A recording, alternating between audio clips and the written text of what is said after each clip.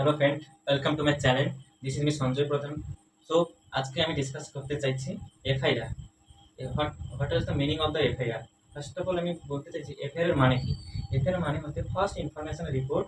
Okay, this first information report তৈরি করে police officer on the basis of the complain and any information which is related to the any offences. It is the made by the police officer.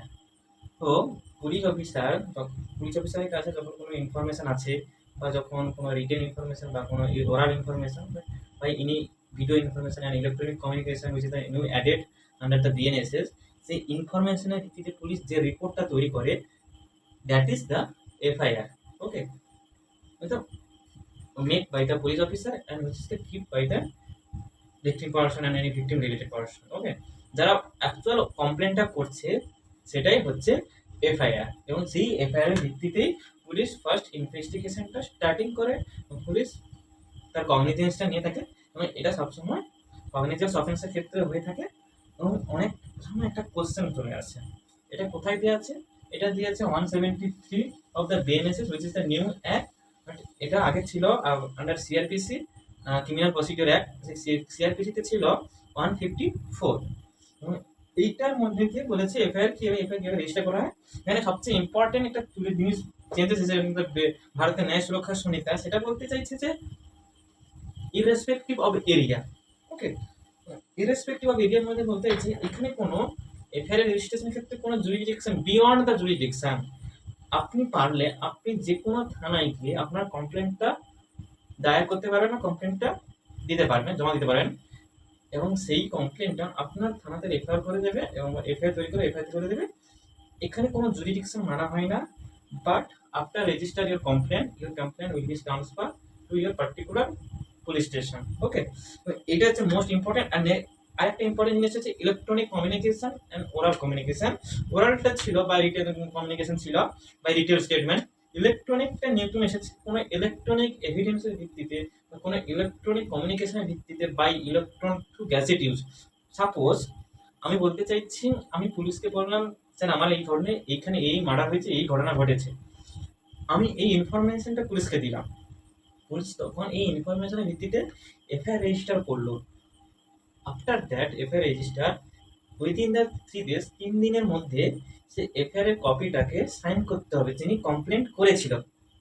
ওকে, এটা duty of the police officer and duty of the person. So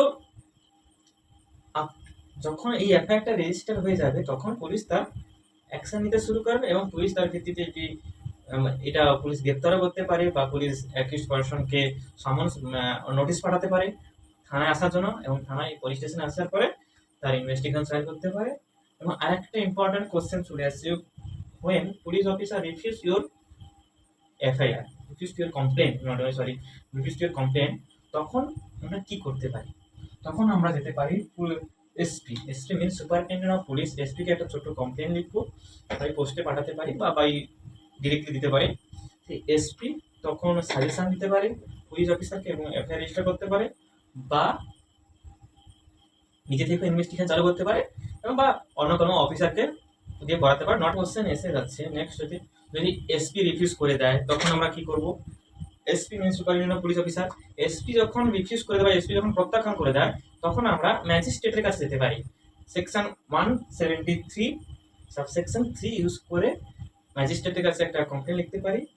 magistrate complain নটে লিখ ম্যাজিস্ট্রেটের কাছে by উকিল লিখতে যেতে পারি এবং petition file করতে পারি, এবং ম্যাজিস্ট্রেটকে বোঝাতে হবে আপনার কাছে শক্তপোক্ত এভিডেন্স আছে এবং আপনাকে বোঝাতে হবে সেই অফেন্সটা সবচেয়ে সিরিয়াস অফেন্স। তখন ম্যাজিস্ট্রেট অর্ডার দিতে পারে, মে পাস অর্ডার।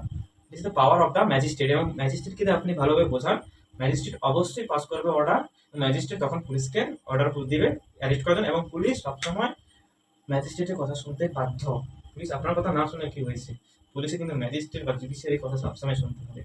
ওকে, বা আরেকটা ওয়ে আছে জিরো এফআইআর। জিরো এফআইআর এর মধ্যে আপনি এটাও করতে পারেন, বাই পোস্টেও আপনার কমপ্লেন দিতে পারেন পুলিশ স্টেশনে, এনি পারপাস এনি পুলিশ স্টেশনে যেতে পারেন, আগে বলেছি।